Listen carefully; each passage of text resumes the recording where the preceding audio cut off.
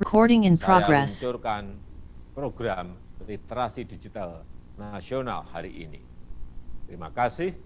Wassalamualaikum warahmatullahi wabarakatuh. Assalamualaikum warahmatullahi wabarakatuh. Shalom, Om Swastiastu, Namo Buddhaya, salam kebajikan, salam sehat bagi kita sekalian. Saudara-saudari peserta program literasi digital, pembatasan mobilitas fisik maupun sosial yang disebabkan oleh pandemi COVID-19 mendorong kita sekalian untuk bermigrasi, beraktivitas, dan berinteraksi di ranah digital.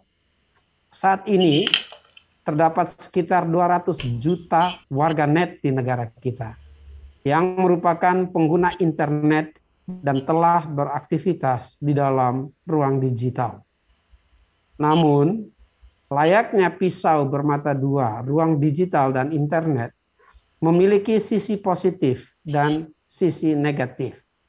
Seiring dengan kemudahan interaksi dan komunikasi yang ditawarkan oleh ruang digital, sisi gelap internet seperti perundungan digital, penyebaran berita bohong, hingga konten radikal terorisme juga turut mengintai. Dengan demikian, kecakapan dan peningkatan kompetensi melalui literasi digital bukan saja suatu kebutuhan, namun juga keharusan untuk menciptakan ruang digital yang aman, yang nyaman, yang bersih, yang positif, dan yang produktif. Untuk memastikan pemanfaatan internet dan ruang digital yang terang, yang optimal, Kementerian Komunikasi dan Informatika telah menginisiasi program literasi digital nasional Indonesia Makin Cakap Digital yang menyasar sebanyak 50 juta masyarakat di 514 kabupaten kota di 34 provinsi di Indonesia hingga tahun 2024 mendatang. Program literasi digital nasional ini, Indonesia Makin Cakap Digital ini, hadir untuk menyiapkan dan membekali masyarakat dengan pengetahuan dan keterampilan teknologi digital agar dapat menjadi talenta digital yang mumpuni, yang unggul, dan yang berdaya saing, yang di tahun 2021 ini menyasar 12,4 juta masyarakat Indonesia.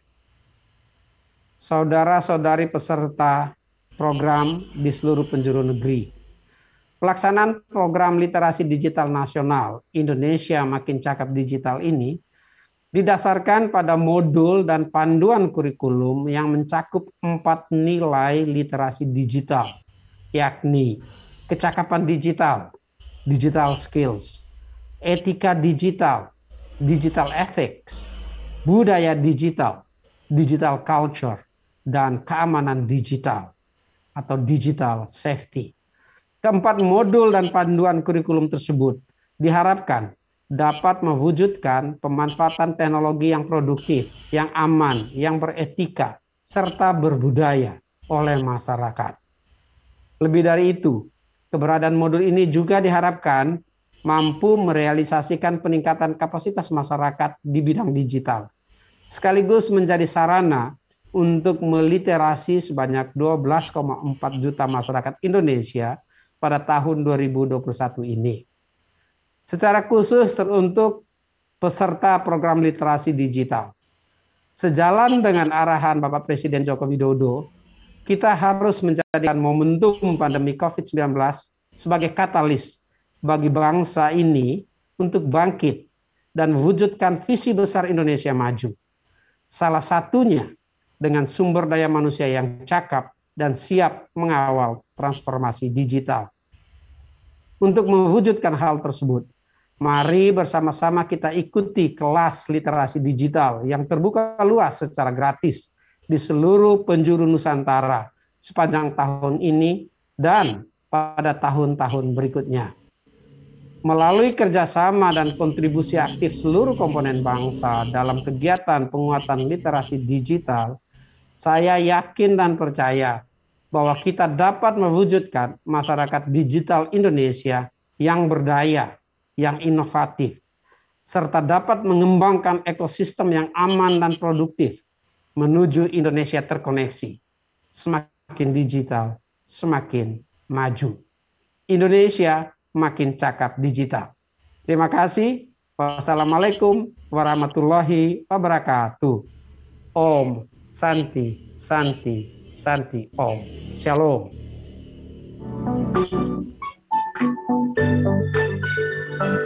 Assalamualaikum warahmatullahi wabarakatuh. Salam sejahtera untuk kita semua. Om Swastiastu, Namo Buddhaya, salam kebajikan.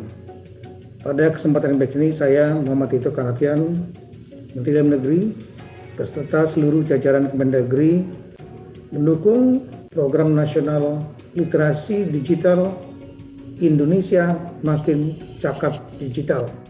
Salah satunya adalah kita berupaya untuk membuat teknologi informasi digitalisasi makin terbuka secara inklusif untuk bangsa kita.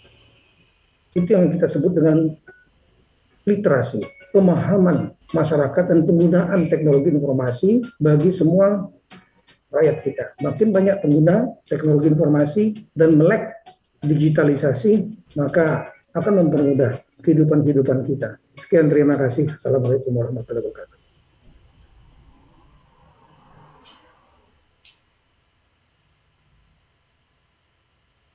Ya, Waalaikumsalam warahmatullahi wabarakatuh. Terima kasih sekali lagi kepada Bapak Joko Widodo, lalu juga kepada Bapak Joni G. dan juga kepada Bapak Muhammad Tito Karnavian atas kata sambutannya. Dan rekan-rekanku sekalian, kita telah mendengarkan tadi barusan ya, itu adalah sambutan-sambutan dari pemimpin negeri ini dan juga bagian dari pemerintah, teman-teman, dan semua itu mewujudkan bahwa mereka menyupport kita untuk belajar yang namanya literasi digital.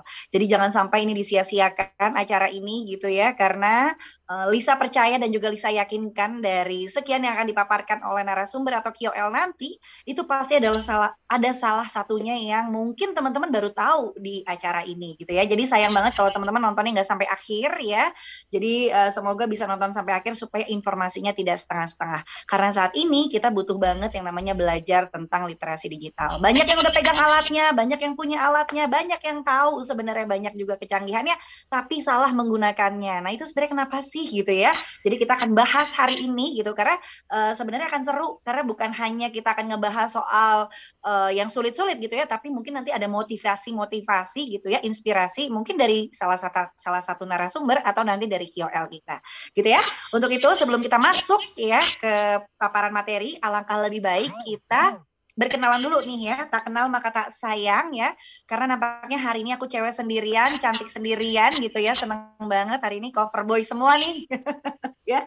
Jadi kita ngobrol aja langsung ya, tak kenal maka tak sayang, kalau udah kenalan boleh sayang nggak? Boleh ya, silakan aja. Oke, langsung aja kita akan ngobrol-ngobrol hari ini. Untuk yang pertama, ini ada Kang Ditno. Selamat siang. Selamat siang, Telisa. Selamat siang, warga Kabupaten Tasikmalaya. Selamat siang, narasumber dan KOL yang hadir dalam kegiatan ini. Wow, Kang Ditno, gimana hari ini banyak pengikutnya yang ikut menonton? Ini bersama rekan-rekan dari guru IPS di berbagai daerah ya.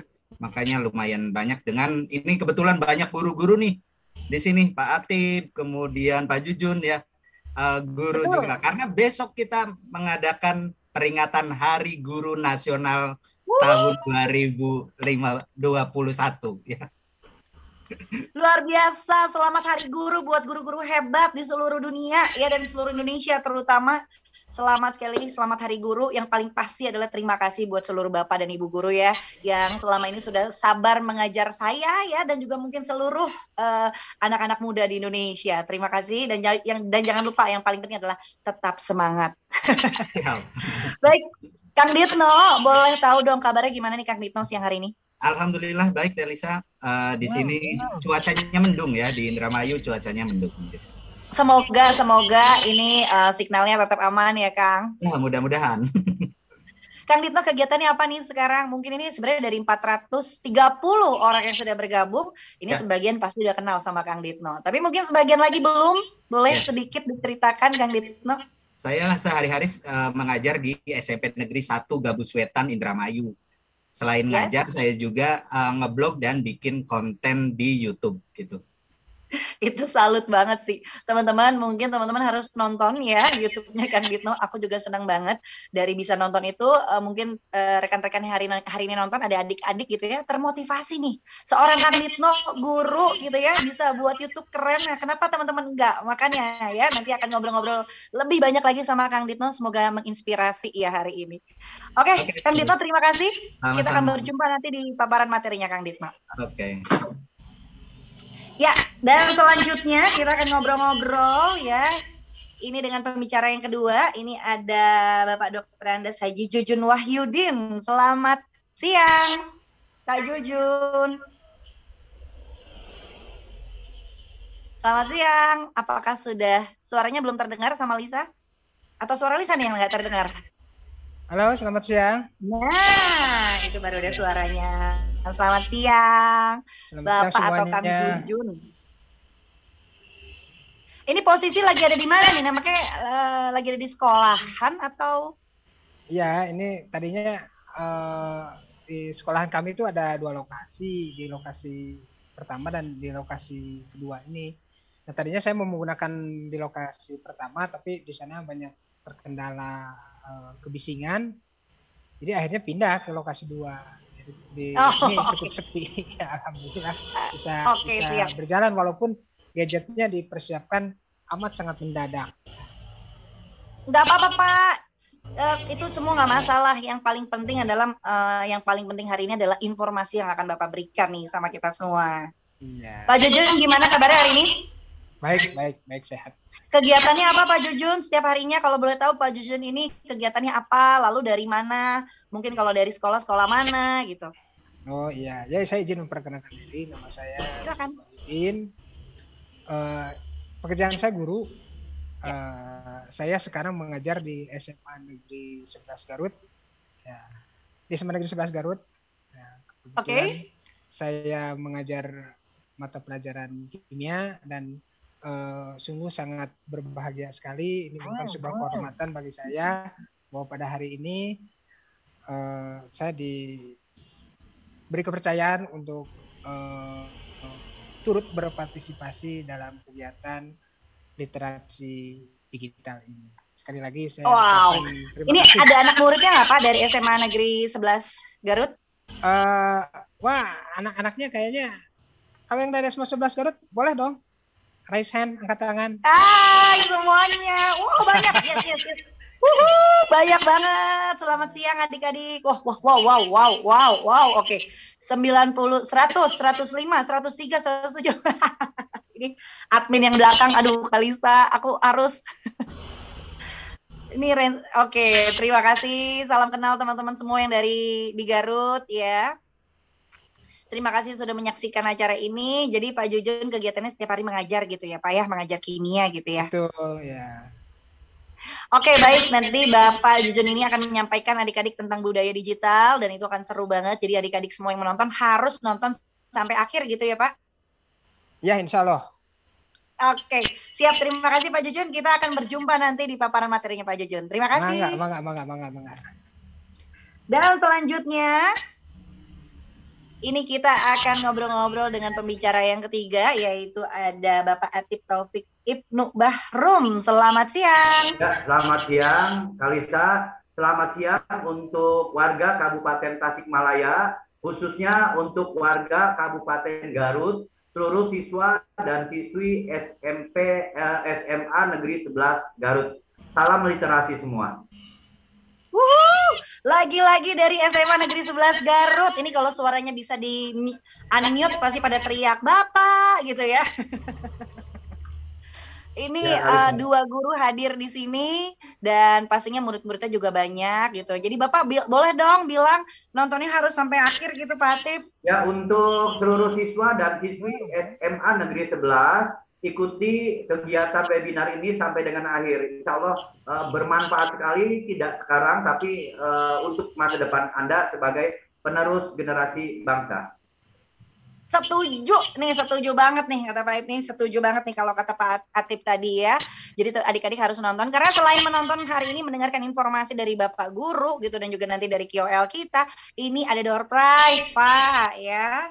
Jadi siapa tahu nonton dapat ilmu, dapat informasi, bisa pulang bawa door prize. Nah, ngomong-ngomong Bapak ngajar apa sih Pak kalau boleh tahu Pak di SMA? Aktivitas sama seperti dengan Pak Jujun juga. Kita kebetulan saya sebagai tenaga pengajar juga. Saya mengajar mata pelajaran ekonomi, khususnya mata pelajaran akuntansi. Sekarang ini kita lagi sibuk dengan PTM dan PJJ. Ya, jadi sibuk. Zaman aku nggak ada PTM, nggak ada PJJ tuh Pak. Apa itu ya Pak? PTM itu pertemuan tatap muka, ya PTMT, pertemuan tatap muka terbatas. 50% siswa hadir di sekolah karena situasi pandemi, 50% lagi melaksanakan PJJ. Jadi pembelajarannya sekarang dilaksanakan dua, jadi 50% di rumah, 50% di sekolah. Jadi blended learning, kalau dalam istilah pendidikan untuk kegiatan kurikulumnya namanya blended learning Kalisa. Oh gitu, wah betul. Berarti penting juga nih ngomong digital ya. Sekarang betul. Sangat pengaruh sekali dengan manfaat internet, itu sangat bermanfaat sekali pada saat kondisi seperti ini ya, karena di dalam kelas pun juga, jadi supaya anak itu yang di rumah juga tetap mengikuti kegiatan pembelajaran kita di kelas menggunakan webcam. Jadi apa yang kita sampaikan di kelas, siswa yang di dalam tatap muka di sekolah akan sama dengan apa yang mereka terima di rumah, seperti itu. Nah, itu dia teman-teman. Apalagi nanti Pak Atif ini akan menyampaikan tentang etika. Nah, nih adik-adik harus dengar banget yang namanya tentang etika berdigital. Karena saat ini di digital banyak banget nih soal etika-etika yang lagi naik ya teman-teman, dan harus dibahas. Makanya kita akan ngobrol nanti sama Pak Atif ya Pak Atif tentang etika berdigital. Siap Kak. Siap, terima kasih Pak Atif. Sampai berjumpa nanti di paparan materinya Pak Atif. Oke, siap. Dan ini adalah pembicara kita yang terakhir. Ya, ini ada Bapak Puguh Rismadi Ismail. Halo Kang, selamat siang. Halo Kang Puguh, selamat siang. Suaranya, aku belum terdengar suaranya Kang Puguh. Mungkin di-unmute, sudah di-unmute apa belum? Oke.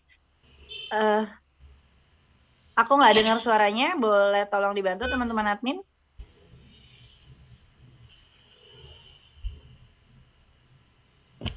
Halo, Kang. Mungkin bermasalah dengan headsetnya, boleh coba dicek kembali. Yes. Boleh dibuka. Nah. Akhirnya. Selamat siang. Selamat siang, Lisa. Selamat siang semuanya. Selamat siang, Kang Puguh. Gimana kabarnya? Alhamdulillah, baik. Posisi di mana, Kang Puguh? Kalau posisi saya di Depok, sama seperti teman-teman yang lain. Saya pengajar juga dulu di SMK Taruna Bakti Depok. Kemudian freelance web developer gitu. Jadi freelance web programmer. Wow. Berarti udah istilahnya udah expert nih sama yang namanya digital ya. Mudah-mudahan. Dan ini semua yang hadir hari ini adalah guru-guru hebat banget. Ya Allah, terima kasih. Ini guru-gurunya semua cakap digital, adik-adik. Jadi adik-adiknya yang menonton hari ini juga harus cakap digital gitu ya. Dan paling penting adalah harus nonton ini sampai akhir karena guru-guru hebatnya semua ada di sini ya. Nah, kegiatan lainnya selain menjadi guru apa nih? Ngomong-ngomong Depok, aku sebenarnya orang Depok loh. Oh. Aku kembarannya Ayu Ting Ting, Kang. Oh, mirip ya. Ngarep. Kakaknya. Oke, jadi kegiatannya itu tadi mengajar ya, dan juga freelance tadi itu ya. Freelance web developer. Jadi pekerjaan tadi sehari-hari selain dari mengajar. Sekolah mana? SMK Taruna Bakti Depok. Oh, Taruna Bakti, ya ampun, dekat sama rumahku. Hai adik-adik. Zaman aku sekolah dulu suka yang namanya ada pertandingan basket melawan Taruna Bakti tuh kalau nggak salah ya. Keren. Teman-teman di Taruna Bakti, salam kenal. Oke, kita nanti akan ngobrol-ngobrol soal yang namanya digital safety atau keamanan berdigital, dan ini penting banget untuk didengarkan teman-teman, karena sampai detik ini aku pribadi aja yang udah segini lama gitu main alat digital baru tahu ternyata di keamanan digital banyak banget yang harus kita ketahui. Dan semoga teman-teman yang nonton juga sama ya, karena ada beberapa aku yakin yang akhirnya taunya dari sini gitu ya, kita belum tahu. Jadi nonton sampai akhir ya, dan kita akan sama-sama mendengarkan nanti Pak Puguh atau Kang Puguh gitu ya akan menjelaskan tentang keamanan digital. Terima kasih Pak Puguh. Terima kasih Delisa. Iya. Dan yang terakhir nih ada KOL juga favorit aku ya. Ini ada Dr. Michael Kainama. Selamat siang Michael. Selamat siang Kak Lisa, selamat siang teman-teman di Tasikmalaya, apa kabar semuanya? Ibu guru dan Bapak guru. Sehat. Nih, Michael, mumpung ada Bapak dan Bapak-bapak guru nih ya, besok hari guru, ada Michael, ada yang mau disampaikan nggak kira-kira? Iya, saya mau nyampein terima kasih banyak buat semua guru-guru, terutama guru TK, SD, SMP, SMA, karena tanpa ibu guru TK dan SD kita nggak bisa baca dan hitung, tanpa guru SMP dan SMA kita nggak bisa tahu gimana caranya untuk menghadapi perkuliahan. Nah, jadi terima kasih. Itu dia. Dan kalau tanpa guru-guru nggak ada yang namanya Dr. Michael hari ini, benar nggak? Betul, Kak. Iya, jadi rekan-rekan sekalian, adik-adik, Dr. Michael ini keren banget. Dia seorang dokter, tapi juga aktif yang namanya digital. Kok bisa ya kira-kira dokter, tapi kok aktif di digital? Nah, kira-kira dia ngapain sih? Nanti kita akan ngobrol-ngobrol sama kakak Michael ini ya, yang kalau misalnya nanti dijelasin, pasti ngerasanya, lah kok jauh banget sih ternyata dari dokter kok ke situ gitu ya, Michael ya. Iya, pokoknya nanti akan seru diajarin sama Michael gimana caranya supaya teman-teman bisa menggunakan alat digitalnya dengan baik dan siapa tahu bisa mendapatkan cuan ya. Jadi tungguin nanti kakak Michael di akhir ya. Kita bertemu lagi nanti kakak Michael ya. Oke, itu dia tadi 4 narasumberku ya, kita udah kenalan, jadi langsung aja tanpa berlama-lama lagi. Terima kasih sekali lagi buat yang sudah gabung, tadi ada 400 lebih ya partisipannya, luar biasa. Terima kasih banyak untuk siang hari ini, semoga nggak ngantuk. Kalau ngantuk boleh siapin kopinya, snacknya, dan lain-lainnya supaya teman-teman semua bisa nonton sampai akhir nanti ya.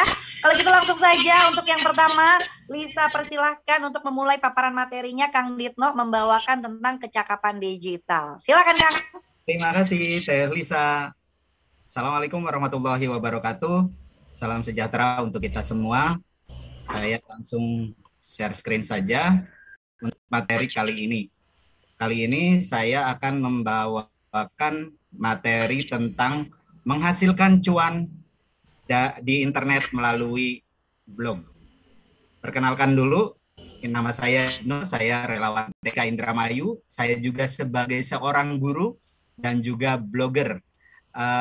Blog saya di didno76.com, kemudian Instagram saya @didno76, email saya didno76@yahoo.co.id, dan YouTube saya Kang Didno. Kemudian sebelumnya saya akan bahas dulu mengenai data pengguna internet di Indonesia. Jumlah populasi di Indonesia ini mencapai 274,9 juta. Tetapi HP yang terkoneksi itu jumlahnya lebih banyak, yakni 345,3 juta. Kemudian pengguna internet ini mencapai 202,6 juta. Jadi 73,7% adalah sudah menggunakan internet.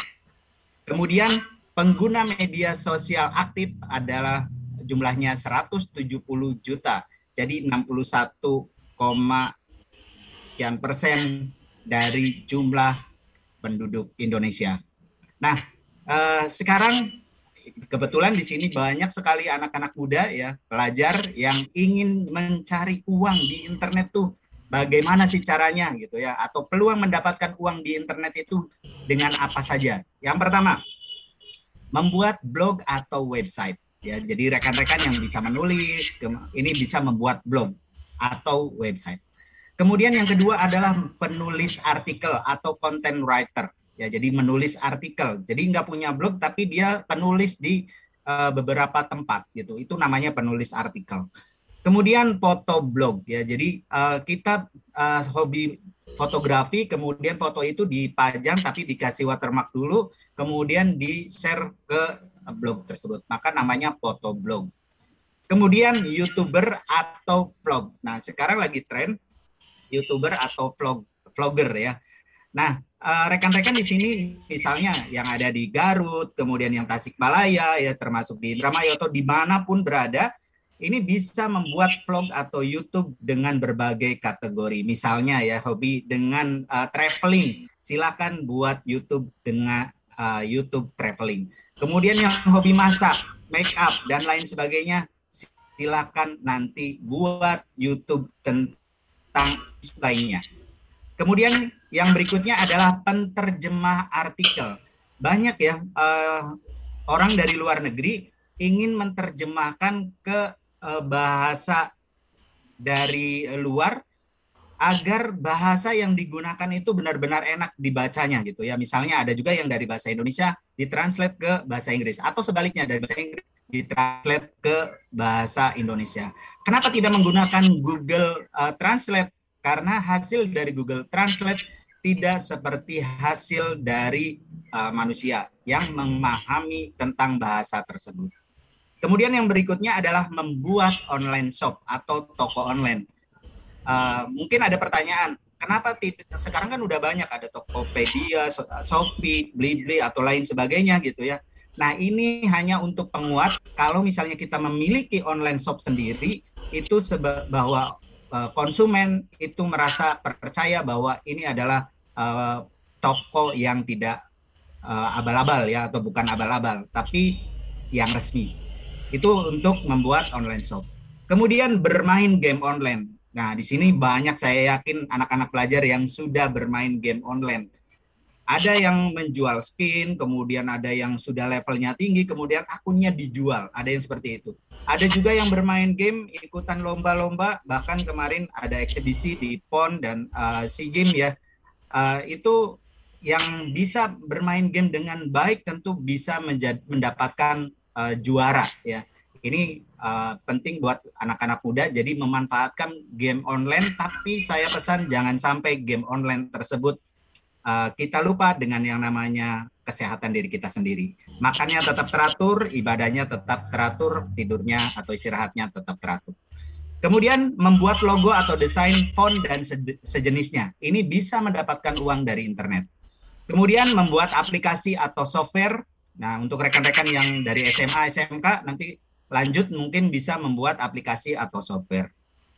Kemudian mengisi survei online, menonton video atau membaca artikel, sekarang bisa dapat uang ya. Ada beberapa website atau platform yang menonton video dan artikel, membaca artikel itu dapat.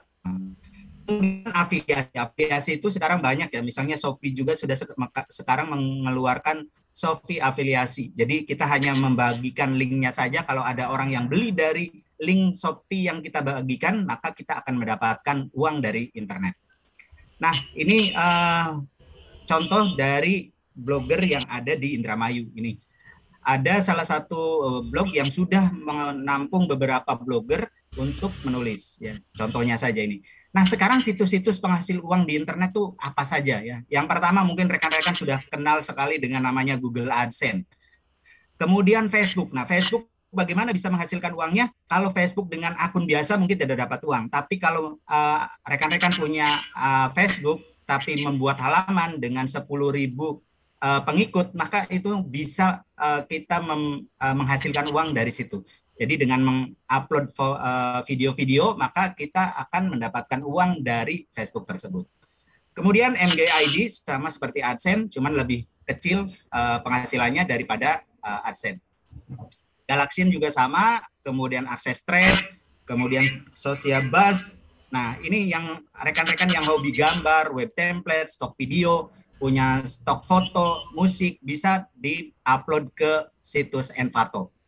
Kemudian Fiverr. Nah, di sini yang hobi dengan graphic design, writing, translation, digital marketing, kemudian video animasi, music and audio, programming, dan bisnis lifestyle bisa di-upload nanti ke Fiverr. Kemudian Shutterstock. Ini yang hobi dengan foto, ya, footage, video pengambilan footage gitu ya, 1 menit atau berapa menit, detik gitu ya, bisa dijual di situ. Kemudian editorial, musik, tool, dan blog. Kemudian masih banyak lagi lainnya sebenarnya. Kalau kita bahas semua nggak bakalan cukup waktunya. Kemudian pengertian blog sendiri adalah salah satu jenis website yang kontennya berisi pemikiran satu atau beberapa penulis dan memiliki urutan posting secara kronologis dari konten terbaru ke konten terlama. Nah, situs-situs penyedia layanan blog, ya. Ada Blogger, ada WordPress, ada Weebly, ada Wix, kemudian Joomla, Webs, Kompasiana, Indosiana, Gurusiana, dan lain-lain. Semua memiliki kelebihan dan kekurangan masing-masing. Tinggal sesuaikan dengan kebiasaan kita yang paling nyaman yang mana. Kemudian kategori blog. Jadi rekan-rekan pengen nulis di blog tapi bingung kategorinya apa. Yang pertama bisa yang bisa menulis tentang agama, silakan tulis tentang agama. Kemudian hiburan atau gadget dan teknologi, kesehatan atau olahraga, yang hobi nonton bola atau apa, bikin tulisan tentang olahraga. Otomotif kemarin ya, kemudian ekonomi, kemudian wisata, gaya hidup, otomotif, unik dan seru, pengasuhan anak atau parenting ya, kemudian pendidikan. Nah, saya sendiri ada beberapa blog, salah satunya blog pendidikan. Di ditno76.com saya isi dengan soal-soal, RPP, kemudian silabus ya, dan beberapa artikel yang berbayar. Nah, itu kategori blog. Nah, sekarang penghasilan dari blog itu banyak sekali. Ada pay per click atau klik yang berbayar ya, pay per post, postingan berbayar, pay per action atau aksi yang dibayar, space iklan, jualan link, buzzer, ya buzzer itu bukan konotasi yang negatif saja sebenarnya ya, kita nge-tweet campaign itu namanya buzzer juga. Freelance writer, kemudian afiliasi, jual beli online, penulis buku atau e-book. Nah, ini rekan-rekan yang masih remaja silakan menulis e-book. Sekarang bisa mendapatkan penghasilan dari e-book ya. Kemudian ikutan lomba blog, karena hampir tiap bulan ada saja lomba blog yang hadiahnya dari hadiah yang gadget sampai uang puluhan juta bahkan harga, sampai ada yang sepeda motor bahkan beberapa tahun yang lalu sampai hadiahnya yang hadiah mobil. Nah, ini contoh beberapa penghasilan dari blog. Jadi ada iklan ya di sini, iklan, kemudian ini tulisan atau artikel yang berbayar. Kanan kiri ya, di sebelah kirinya juga ada iklan ya. Kemudian ada penghasilan dari blog dari Google AdSense. Ini saya pernah mendapat penghasilan dari blog itu sebulan bisa nyampe 25 juta. Itu pernah. Tapi sekarang karena yang namanya pergeseran ya, antara penghasilan itu bisa naik, bisa turun. Nah, penghasilan dari blog lainnya adalah ikutan lomba. Saya pernah mendapatkan lomba dari yang hadiahnya handphone, tablet, laptop, sampai sapi pun pernah saya dapatkan dari lomba blog. Nah, itu beberapa penghasilan dari lomba blog. Sekarang cara membuat blognya. Pertama, ini saya menggunakannya Blogger ya, yang mudah. Masuk ke Blogger, ada tampilan seperti ini. Kemudian yang berikutnya adalah tekan create your blog.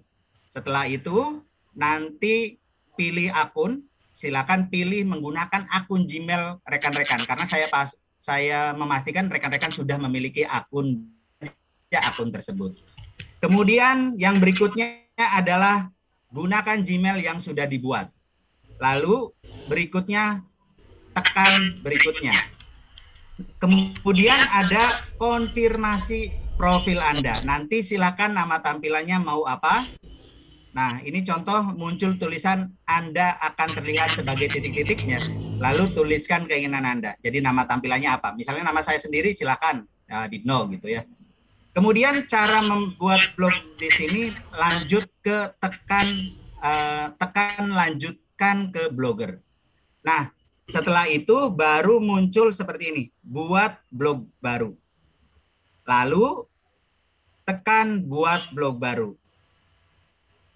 Nah, ini tampilannya, maka rekan-rekan nanti silakan tulis judulnya, alamat blognya, nanti belakangnya masih blogspot.com, kemudian pilih temanya. Nah, ini seperti ini, tulis judul, alamat, dan pilih tema blog. Lalu kemudian tekan buat blog. Nah, setelah buat blog ada tulisan domains, kita lewati saja ya. Tekan lain kali saja, lalu tekan entry baru ya. Nah, tulis judul posting dan isi postingan. Rekan-rekan nanti tulis judulnya apa ya, kemudian isi postingannya apa. Lebih menarik lagi kalau ada gambarnya. Jadi gambarnya itu minimal sesuai dengan judul dan isi tulisan tersebut. Nanti rekan-rekan bisa diisi juga tentang labelnya ya, misalnya tentang pendidikan, kemudian olahraga dan lain sebagainya. Nah, setelah itu, tekan publikasikan. Jadi ketika artikelnya sudah dibuat, tekan publikasikan. Nah, akhirnya blog sudah jadi. Mudah untuk membuat blog, sangat cepat, hanya kurang lebih 5-10 menit sudah selesai. Kesimpulannya, kutipan saya ini, kalau misalnya rekan-rekan mau jadi seorang blogger, ada banyak sebenarnya cara menghasilkan uang dari internet. Tapi yang menyenangkan itu adalah sesuai dengan passion, sesuai dengan keinginan, sesuai dengan kesukaan. Untuk menjadi blogger yang sukses harus konsisten, terus belajar, dan jangan pernah menyerah. Terima kasih. Saya akhiri. Wabillahi taufiq wal hidayah. Wassalamualaikum warahmatullahi wabarakatuh.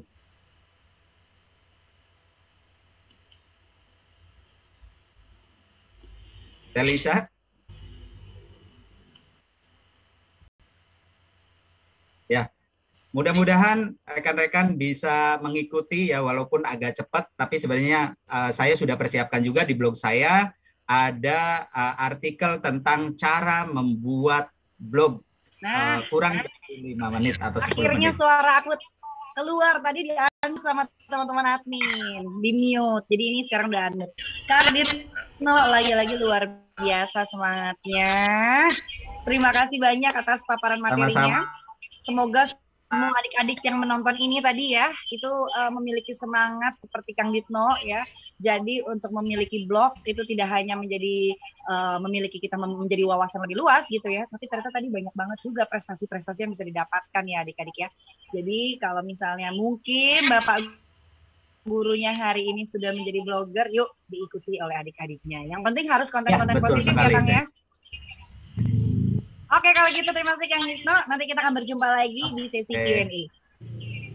Nah, adik-adik mungkin yang mau bertanya ya, karena hari ini door prize kita ya itu berupa saldo OVO atau dana, bisa didapatkan untuk 20 orang yang beruntung dengan cara memberikan pertanyaan. Jadi buat yang mau bertanya tadi sama Kang Ditno atau Pak Ditno, silakan aja kirimkan ya formatnya nama, lalu pertanyaannya misalnya untuk Pak Ditno ya, dan pertanyaannya apa diisi, lalu dikirimkan ke admin 1 gitu ya. Nanti langsung misalnya dibaca di akhir segmen kita, dan nanti yang akan beruntung bisa mendapatkan voucher saldo OVO atau dana gitu ya. Oke, kalau gitu kita akan masuk ke pemaparan kedua yang akan disampaikan oleh Bapak Jujun Wahyudin. Ya.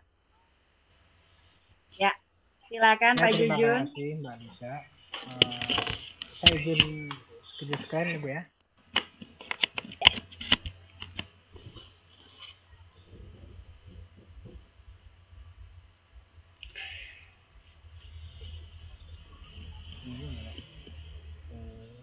Slide-nya. Slideshow. Sudah aman?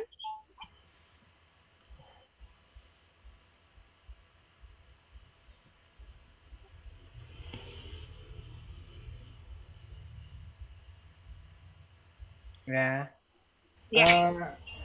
Terima kasih Mbak Lisa. Assalamualaikum warahmatullahi wabarakatuh. Selamat siang semuanya. Salam sejahtera buat semuanya.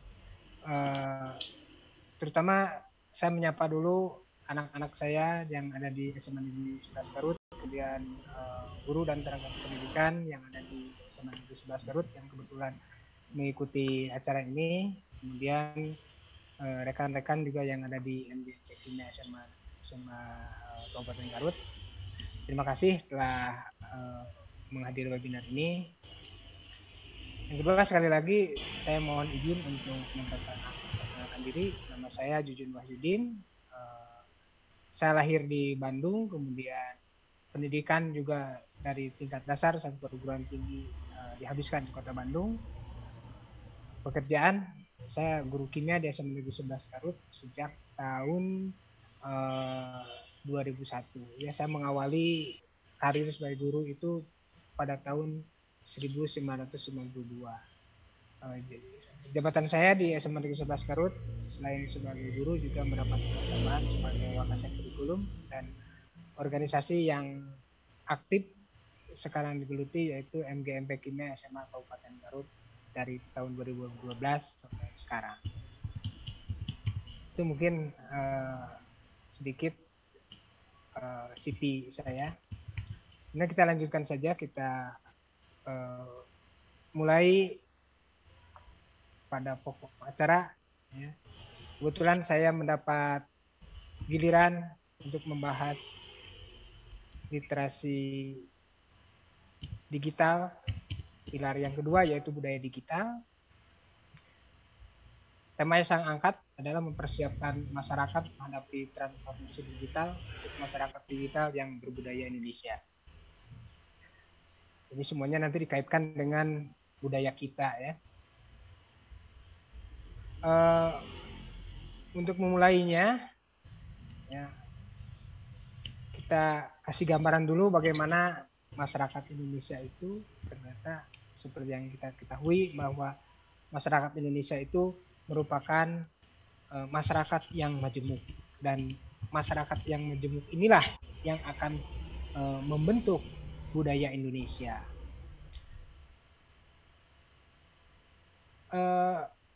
Bapak, Ibu, dan saudara-saudara sekalian, ini mungkin ada semacam diagram, ya. Ini menggambarkan masyarakat Indonesia pada kondisi saat ini. Nah, saya mengawalinya sesuai dengan judul bahwa kita harus mempersiapkan masyarakat menghadapi transformasi digital. Jadi, kenapa dengan transformasi digital? Pertama, untuk memudahkan memahami transformasi digital, kita kaitkan dengan media. Saat ini, media yang kita gunakan adalah tidak lagi seperti yang ada di gambar di sebelah kiri ini. Mungkin rekan-rekan seusia saya, atau mungkin juga ada siswa-siswa yang masih dulu melihat media-media seperti ini. Ya, ada koran, ada televisi, kemudian ada radio. Nah, dengan media-media inilah dulu informasi, berita, dan segala macamnya diperoleh. Pagi-pagi kalau ingin update berita, itu langsung membaca koran, melihat, menonton televisi, atau mendengarkan radio. Nah, untuk kondisi sekarang itu media-media seperti ini sudah jarang kita temukan lagi, apalagi seperti koran itu dulu di depan sekolah saya itu ada penjual koran dan majalah itu. Saya kalau pagi-pagi suka menyempatkan singgah ke sana, lihat-lihat headline. Tapi sekarang kelihatannya dia sudah tidak ada, nggak tahu beralih jadi jualan apa. Sudah tidak ketemu lagi ya. Nah, sekarang untuk update informasi, untuk mendapatkan berita-berita terbaru, kita tidak menggunakan lagi media-media seperti itu, tapi sudah masuk ke dalam sebuah media yang kita kenal dengan media digital. Yang inilah yang disebut dengan transformasi digital di bidang media. Ya, kita sebut saja peralihan dari media analog ke media digital.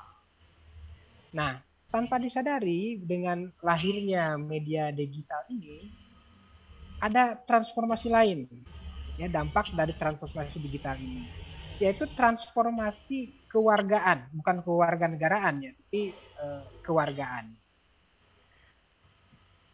Dari transformasi kewargaan ini tampak dari citizen, ya, seperti ini.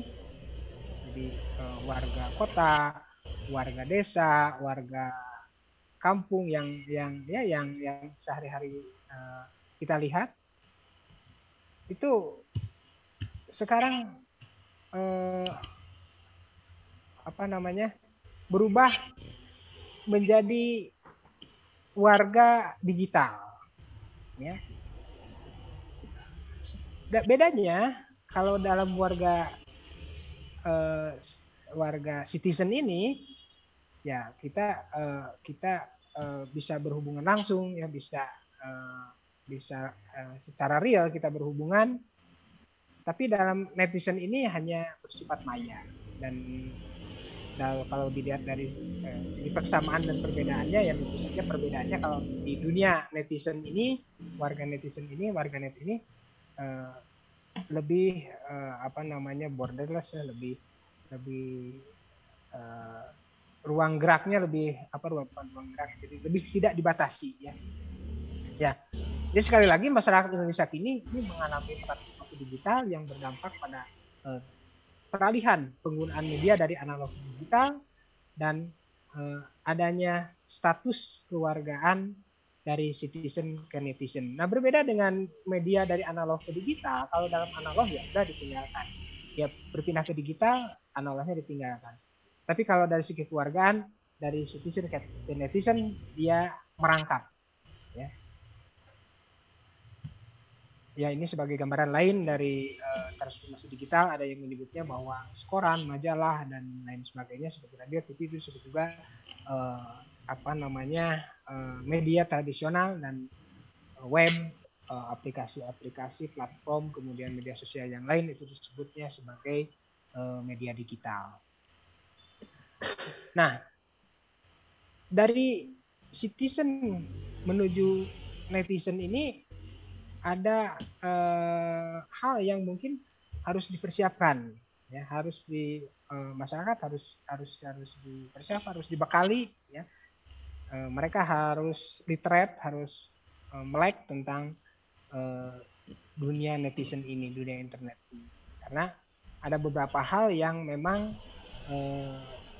berbeda dari citizen ini. Nah,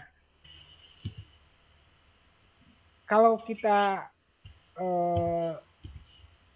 ada orang bertanya apa bedanya sebetulnya antara citizen dan netizen, ya sebetulnya perbedaannya tidak terlalu mencolok, ya, karena baik di citizen maupun di netizen sama-sama kita sebagai makhluk yang berakal itu harus memiliki budaya. Nah, budaya inilah yang mungkin akan jadi pusat kajian kita, bagaimana budaya kita di citizen dan budaya kita di netizen. Jadi ketika kita beralih ke netizen, ya kita tidak boleh meninggalkan budaya yang merupakan identitas bangsa kita. Nah, lantas budaya yang harus kita miliki itu budaya seperti apa? Nah, mungkin ada orang yang mengusulkan mungkin yang jadi akar budaya, dasar budaya itu bisa beberapa hal, diantaranya agama atau lain sebagainya. Tapi kenyataannya agama di Indonesia itu yang bervariasi, tidak satu agama saja. Maka saya akhirnya kembali bahwa budaya Indonesia ini dibentuk oleh dua akar yang sangat penting sekali, yang sangat besar sekali, dan cukup realistis, yaitu yang pertama Pancasila. Pancasila lah yang membentuk budaya Indonesia. Kedua, Bhinneka Tunggal Ika. Bhinneka Tunggal Ika lah yang membentuk budaya Indonesia. Nah, budaya Indonesia yang berakar pada Pancasila dan Bhinneka Tunggal Ika inilah yang harus menjadi pegangan para citizen maupun netizen. Selanjutnya, mari kita kita bedah budaya Pancasila apa saja yang menjadi akar budaya Indonesia. Pertama adalah budaya berketuhanan yang berbasis toleransi, sesuai dengan sila yang pertama, yaitu ketuhanan yang Maha Esa. Bagaimana budaya berketuhanan berbasis toleransi ini? Ya, saya ilustrasikan seperti ini, bahwa di Indonesia itu setidaknya ada 6 agama besar yang hidup selama berpuluh-puluh tahun dan merupakan agama dari nenek moyang kita juga. Nah, semua agama itu mengakui adanya Tuhan, dan satu hal yang harus kita pelihara adalah bahwa kita harus sama-sama saling menghormati antar sesama pemeluk agama, ya, karena sebetulnya mereka itu memiliki tata cara peribadatan yang berbeda, ya, sehingga kita harus betul-betul memahaminya dan betul-betul saling menghormatinya. Atau dengan kata lain, ya tadi mengembangkan sikap toleransi. Kemudian budaya yang kedua adalah budaya humanisme. Budaya humanisme ini sejalan dengan sila yang kedua, yaitu kemanusiaan yang adil dan beradab. Nah, salah satu budaya humanisme itu diantaranya adalah kegiatan yang seperti kita lakukan sekarang ini, ya. Ini merupakan sebuah budaya humanisme yang berakar, yang sesuai dengan sejalan dengan nilai-nilai Pancasila yang dilaksanakan di era digital ini. Jadi ini hanyalah satu contoh saja. Kemudian yang ketiga adalah budaya nasionalisme. Ya, ini sejalan dengan sila yang ketiga, yaitu persatuan Indonesia. Nah, budaya nasionalisme ini ya seperti kita ketahui bahwa Indonesia itu memiliki berbagai macam suku bangsa. Bahkan menurut sensus tahun 2010 itu lebih dari 300 kelompok suku bangsa. Alhamdulillah mereka ya kita bisa hidup rukun, damai dengan adat istiadat yang berbeda. Ini tidak heran karena memang pendahulu-pendahulu kita, yaitu pada tahun 1920 kita sudah mencetuskan adanya kebangkitan nasional, dan pemuda-pemuda kita juga sudah bersumpah bahwa walaupun berbeda-beda kita tetap memiliki tumpah darah yang sama, yaitu tanah air Indonesia, mengaku berbangsa satu, bangsa Indonesia, dan menjunjung bahasa persatuan, yaitu bahasa Indonesia. Jadi budaya nasionalisme ini ya sudah betul-betul mengakar di dalam kehidupan budaya kita. Budaya yang keempat adalah budaya demokrasi, yang di dalamnya ada persamaan hak dan kewajiban, kemudian budaya musyawarah untuk mufakat. Ini sesuai dengan sila yang keempat, kerakyatan yang dipimpin oleh hikmah kebijaksanaan dalam permusyawaratan perwakilan. Bapak, Ibu, saudara-saudara sekalian, dan anak-anak saya yang sangat saya cintai, ya, kaitannya dengan demokrasi ini sisi lain dari demokrasi. Saya angkat bahwa dengan rendahnya pemahaman nilai Pancasila dan Bhinneka Tunggal Ika, ini diantaranya kita tidak mampu membedakan misinformasi, disinformasi, dan malinformasi. Ya. Contohnya dari catatan perjalanan demokrasi kita ternyata banyak menghasilkan anarkisme, kemulut politik, kebisingan publik. Dalam konteks demokrasi, kehadiran media digital secara signifikan mengubah perilakunya seperti apa. Di satu sisi, demokrasi digital itu membantu proses transformasi demokrasi berjalan egaliter dan partisipatif. Tetapi di sisi lainnya, demokrasi digital berkontribusi merusak tatanan nilai demokrasi itu sendiri. Salah satu yang merusak adalah persebaran hoax, ya, baik yang berupa misinformasi, disinformasi, dan malinformasi. Nah, ini yang harus kita waspadai. Contoh terbaru bisa kita lihat misalnya penyiasatan informasi tentang vaksinasi COVID-19 yang saya juga sempat menyaksikan sendiri tentang penyesatan informasi tentang vaksinasi COVID-19. Ya. Sebagai warga digital kita harus mampu untuk melihat dan mengkaji hoax yang beredar. Kemudian budaya yang kelima adalah budaya gotong royong. Ini sejalan dengan keadilan sosial bagi seluruh rakyat Indonesia.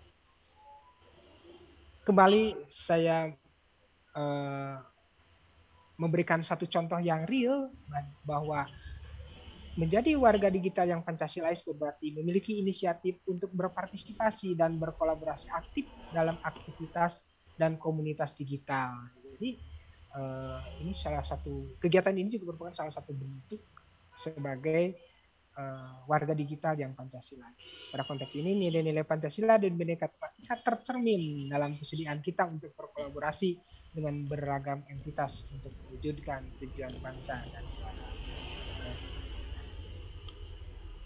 Kemudian untuk menjadi warga digital yang Pancasilais itu juga kita dituntut untuk berpikir kritis. Harus berpikir kritis yang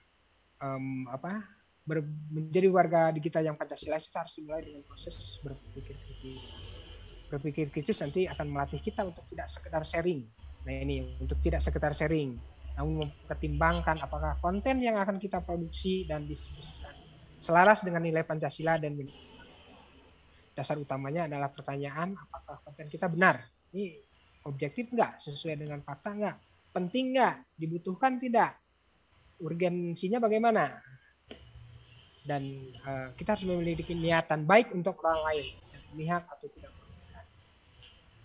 Selanjutnya perlu dipastikan apakah konten kita datang dari sumber yang kredibel, apakah konten kita sudah komprehensif dan cukup banyak perspektif. Nah ini banyak dialami juga oleh, ya saya juga banyak menerima berita-berita seperti ini ya, lewat media digital ini, dan tentu saja mulai sekarang kita harus mulai berani untuk melangkah berpikir kritis terhadap setiap berita yang kita terima atau berita yang akan kita posting. Itu saja mungkin yang bisa saya sampaikan. Terima kasih atas perhatiannya, mohon maaf atas segala kekurangannya. Sekali lagi saya haturkan Assalamualaikum warahmatullahi wabarakatuh dan saya kembalikan kepada moderator.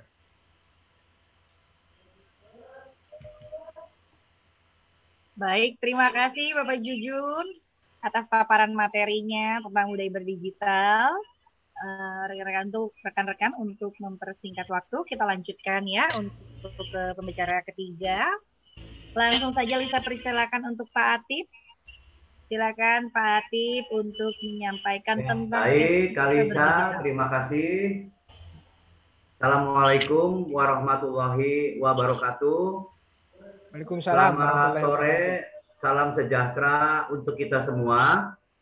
Yang pertama tentunya saya mengucapkan terima kasih kepada panitia penyelenggara kegiatan Gerakan Nasional Literasi Digital tahun 2021 yang telah memberikan ruang dan waktu kepada saya untuk berbagi pengalaman, untuk sharing kepada teman-teman semua ya di kegiatan sore hari ini. Selanjutnya saya juga ingin menyapa teman-teman saya, rekan profesi saya di SMA Negeri 11 Garut ya. Terus semangat mengikuti kegiatan webinar pada hari ini. Selanjutnya saya juga ingin menyapa adik-adik saya, siswa dan siswi SMA Negeri 11 Garut. Ikuti kegiatan ini sampai dengan akhir. Mudah-mudahan banyak manfaat yang bisa kita ambil dari hasil presentasi narasumber di kegiatan sore hari ini. Selanjutnya saya izin share screen.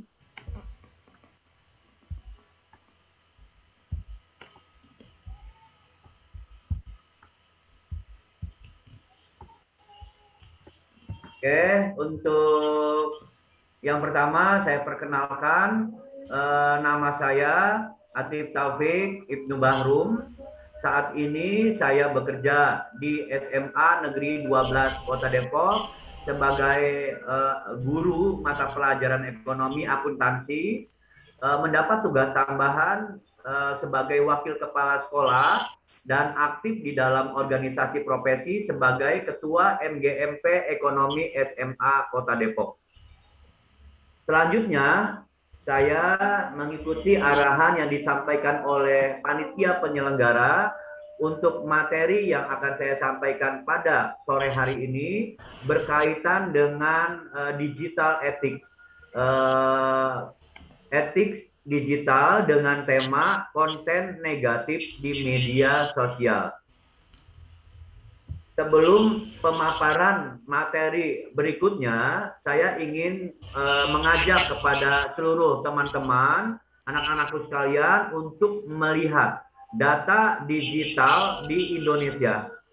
Kalau kita lihat dengan jumlah penduduk, populasi penduduk saat ini, kurang lebih sebesar 275 juta penduduk dengan jumlah gadget sebanyak 345 juta perangkat mobile yang ada pada masyarakat kita. Ini merupakan sesuatu hal yang menarik, ya. Kenapa? Karena satu orang, ya, jumlah gadget yang ada pada masyarakat kita itu melebihi populasi penduduk. Artinya satu orang itu bisa memiliki 2 ataupun lebih, ya, perangkat mobile yang ada pada masyarakat kita, ya. Kemudian digunakan untuk apa saja sih ponsel, gadget yang dimiliki oleh masyarakat kita? Di sini kita bisa melihat bahwa masyarakat kita menggunakan ponsel selularnya itu digunakan untuk mengakses internet, ya, dan mengakses platform yang ada dalam media sosial, ya. Di sini durasi yang dilaksanakan untuk mengakses internet atau untuk bermedia sosial pada masyarakat kita itu rata-rata 8 sampai dengan 10 jam per harinya, ya. Untuk kondisi pandemi yang merubah tatanan masyarakat kita, ya, habit kebiasaan masyarakat kita itu dengan adanya pandemi yang di mana masyarakat kita itu bekerja dari rumah, belajar dari rumah, kemudian olahraga pun, mencari hiburan pun dari rumah, itu menunjukkan bahwa kemungkinan rata-rata penggunaan internet atau penggunaan media sosial pada masyarakat kita itu bisa melebihi daripada 10 jam, ya. Bisa melebihi daripada 10 jam. Hal ini membuktikan bahwa betapa besar pengaruh teknologi digital yang ada pada masyarakat kita, ya. Salah satunya masyarakat kita selain menggunakan internet, maka hampir rata-rata masyarakat kita itu menggunakan media sosial kurang lebih sebanyak 96,3%. Artinya masyarakat kita itu melek teknologi, artinya menggunakan ponsel seluler, gadgetnya mereka itu untuk mengakses media sosial. Nah, di sini kita bisa melihat sebetulnya apa ya media sosial itu, ya. Kalau kita lihat ada platform-platform media sosial. Di sini ada Facebook, ada Instagram, ada Twitter, ada YouTube, ada WhatsApp, ya. Ini merupakan platform yang ada di Indonesia, yang ada di ruang digital kita, ya. Nah, lantas sebetulnya apa sih media sosial itu? Nah, di sini kita bisa melihat bahwa media sosial adalah media daring yang memudahkan para penggunanya untuk melakukan interaksi sosial secara online, ya. Jadi media sosial itu bisa dilakukan secara online. Nah, di sana mereka bisa berkomunikasi, bisa membangun relasi, networking, bisa berbagi dan banyak kegiatan lainnya, ya, yang memang mungkin membantu aktivitas pekerjaan masyarakat Indonesia. Ya, nah tadi sudah saya sampaikan bahwa media daring yang digunakan oleh masyarakat kita pada saat ini itu diantaranya adalah Instagram, Facebook, YouTube, Twitter, WhatsApp, dan banyak lainnya. Nah, ini yang menunjukkan bahwa perkembangan telekomunikasi dan informatika ya yang berbasis IT itu sudah begitu pesat ya, sudah begitu pesat. Teknologi membuat jarak tak lagi jadi masalah ya. Jadi teknologi ini sudah tidak membuat lagi jarak itu menjadi suatu masalah ya dalam melakukan satu komunikasi. Karena kita bisa melihat bahwa beberapa manfaat daripada internet dan media sosial diantaranya adalah yang pertama ya, internet dan media sosial itu bisa memiliki manfaat untuk sarana konektivitas. Nah, di sini seseorang bisa menemukan beragam macam orang dari mana saja tanpa adanya batas jarak dan waktu. Ya, nah di sini saya sampaikan bahwa perkembangan teknologi IT ini sudah begitu pesat, ya. Jadi teknologi itu sudah membuat jarak tidak lagi jadi masalah. Nah, ini jadi manfaat internet untuk bisa berbagi komunikasi, ya. Nah, jadi internet ini adalah satu medianya. Nah, kemudian manfaat lain yang bisa diterima oleh masyarakat kita diantaranya internet dan media sosial itu sebagai sarana pendidikan ya. Jadi melalui media sosial seseorang dapat memperoleh berbagai ilmu baru, apalagi dalam kondisi seperti ini.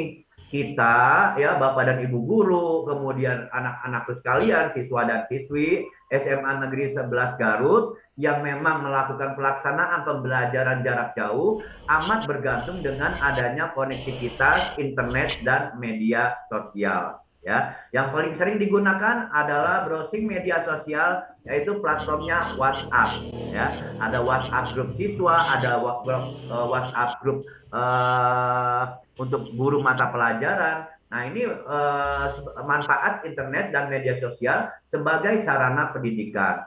Selanjutnya, manfaat berikutnya adalah internet dan media sosial itu sebagai sarana bantuan. Jadi kita bisa mencari bantuan hanya dengan men-share atau mempublish sesuatu itu di media sosial ataupun di internet. Kemudian manfaat lain, internet dan media sosial juga itu bisa sebagai sarana informasi. Kita bisa menyebarkan informasi, tentunya informasi yang bermanfaat, yang membangun motivasi masyarakat kita itu untuk berpikir yang positif ya. Nah, ini bisa kita sebarkan ya. Jadi manfaat internet dan media sosial salah satunya adalah sebagai sarana informasi. Selanjutnya, manfaat lain dari internet dan media sosial adalah sebagai sarana inovasi ya. Tadi di awal sudah disampaikan bahwa narasumber sebelumnya menyampaikan bahwa media sosial internet ini bisa membuat seseorang untuk melakukan berbagai inovasi, berbagai kreativitas. Jadi ada wadahnya. Berarti ruang digital itu bisa kita manfaatkan hanya untuk menggali potensi diri untuk kepentingan berikutnya ataupun untuk kita bisa mendapatkan materi dari kegiatan dari penggunaan dan pemanfaatan internet dan media sosial. Jadi asal kitanya memiliki skill, inovasi, kreativitas, itu bisa kita dapatkan keuntungan penggunaan internet dan media sosial. Kemudian berikutnya manfaat lain, internet dan media sosial membantu memerangi kejahatan dan membantu membangun komunitas. Jadi networkingnya kita terbantu, menjalin hubungan bisnis juga terbantu dengan adanya internet dan media sosial. Selanjutnya ya, media sosial seperti tadi yang disampaikan oleh Bapak Menteri bahwa media sosial ini ibarat pisau bermata dua, ya. Ibarat pisau bermata dua, ada sisi negatif dan ada sisi positif. Sisi positif mungkin tidak perlu saya bahas, karena kenapa? Kita sendiri sudah merasakan sisi positif dengan adanya internet dan media sosial. Justru yang terkadang kita lupa adalah sisi negatifnya, di mana ruang digital itu banyak sekali yang bermunculan konten-konten yang memang tidak pantas dipublikasikan dan tidak pantas untuk menjadi konsumsi masyarakat kita ya. Nah, kenapa muncul adanya konten negatif? Nah, di sini kita bisa melihat bahwa internet, ruang digital, media sosial yang biasanya memberikan manfaat, yang harusnya memberikan manfaat bagi kita semua ya, dengan adanya manfaat internet dan media sosial, justru karena adanya kepentingan tertentu, maka muncullah yang disebut dengan konten-konten negatif. Ya, jadi ada kepentingan tertentu, ya, kepentingan dari kelompok, kepentingan dari individu, ya, sehingga muncul ada yang disebut dengan konten negatif. Ya, jadi di ruang digital itu muncul konten negatif. Sebenarnya apa sih konten negatif itu? Kita bisa melihat dari Undang-Undang Nomor 19 tahun 2006 atau kita kenal dengan Undang-Undang ITE, bahwa konten negatif ini merupakan informasi dan atau dokumen elektronik yang memiliki muatan yang melanggar kesusilaan, perjudian, penghinaan, atau pencemaran nama baik sehingga mengakibatkan kerugian pada pengguna. Ya, nah di sini kita lihat bahwa konten negatif itu sudah ada sebenarnya. Jadi konten negatif itu sudah ada jauh sebelum era digital ini berkembang dengan pesat. Ya. Justru dengan kehadiran perkembangan teknologi informasi IT di era digital ini, ya, justru mempercepat konten negatif, ya, justru mempercepat peredaran konten negatif. Lantas, kenapa muncul konten negatif? Apa yang menyebabkan seseorang itu membuat konten negatif? Yang pertama adalah faktor ekonomi. Motivasi pembuatan konten negatif pasti yang pertama adalah faktor ekonomi, mencari uang dengan melakukan pemerasan, dengan melakukan pengancaman. Nah, itu adalah faktor seseorang membuat konten negatif. Ya. Kemudian mencari kambing hitam. Kemudian berikutnya adalah politik. Nah, di sini kita lihat teman-teman semua, anak-anakku semua sebagai generasi penerus bangsa harus diperhatikan bahwa biasanya ya faktor seseorang di dalam dunia politik itu bermunculan kalau pada saat pemilihan legislatif, pemilihan anggota DPR, anggota MPR, pemilihan gubernur, wali kota, kemudian presiden, ini paling sering bermunculan konten negatif, ya. Dan yang tujuannya adalah ingin menjatuhkan lawan politik. Harus kita waspadai, ingat ya. Jadi jangan pernah menyebarkan konten negatif hanya untuk kepentingan individu, hanya untuk menjatuhkan lawan politik. Jadi ada tips dan trik ya yang bagus yang bisa kita buat supaya orang melihat kita bahwa oh iya, berpikirnya kita adalah positif. Kemudian yang konten negatif, motivasi seorang dalam membuat konten negatif itu adalah ingin memecah belah persatuan.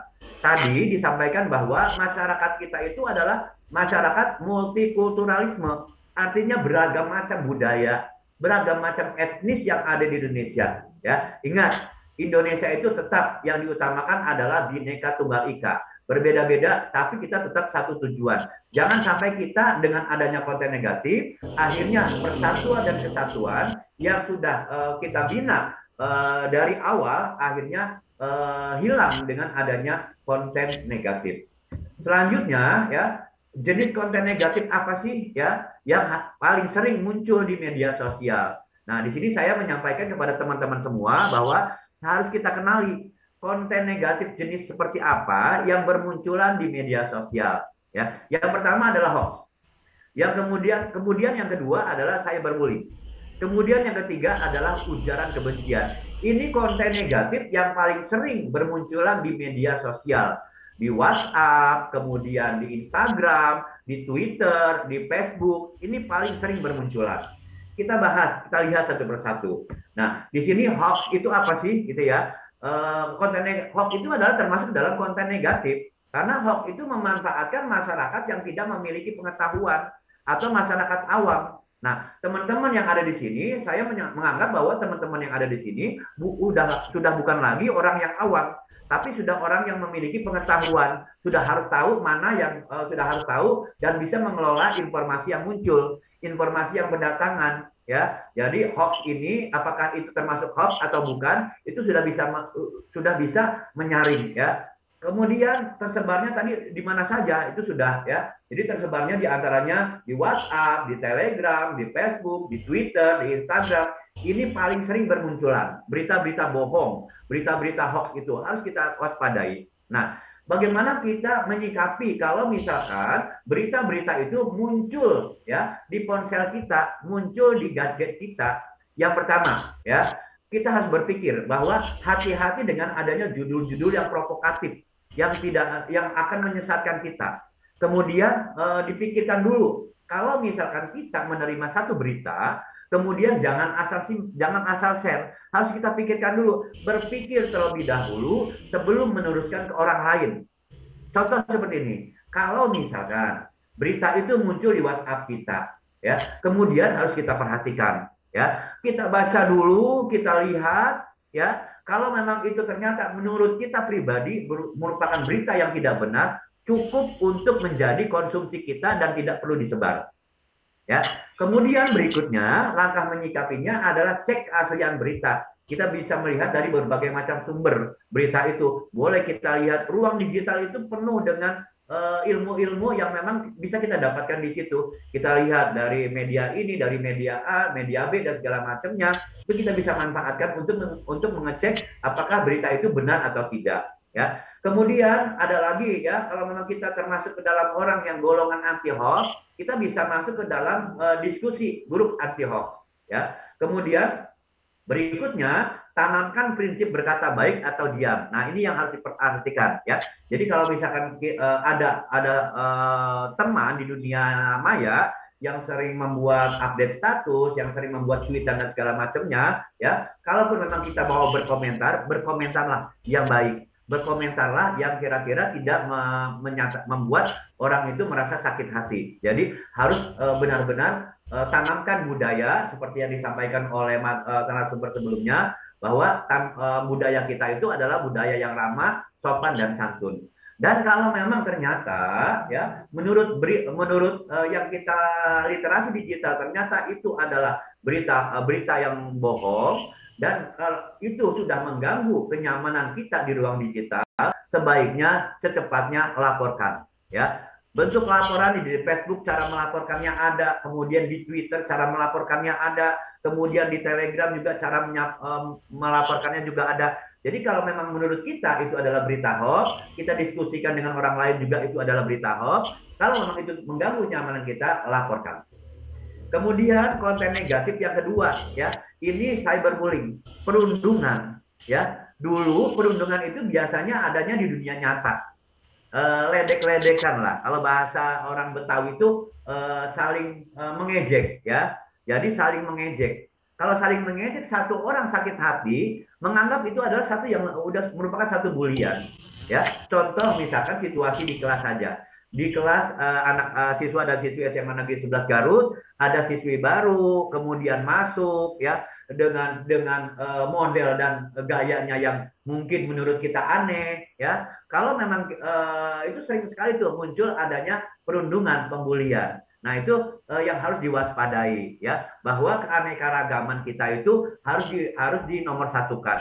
Kita harus ngerti toleransi harus seperti apa. Nah, perundungan itu ternyata biasanya dulu di dunia maya, dunia nyata. Nah, sekarang muncul perundungan itu tidak hanya di dunia maya, banyak di dunia maya. Ya, kalau misalkan pembuliannya contoh misalkan ada video, kemudian ada foto, kemudian ada tweetan dan segala macamnya, yang dikatakan perundungan itu diantaranya apa? Ya, diantaranya tadi berkomentar yang tidak sopan. Kemudian berkomentar yang akhirnya menjatuhkan orang yang mengupload foto dan video tersebut. Itu merupakan satu pembulian.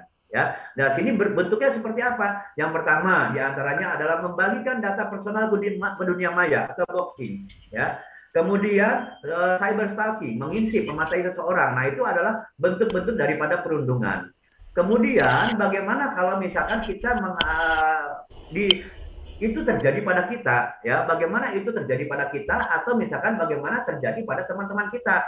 Contoh kalau misalkan terjadi pada teman kita harus benar-benar membuat mereka itu bangkit, ya berikan motivasi, ya berikan sesuatu yang memang mereka itu bisa bangkit, ya jadi jangan menjauhkan.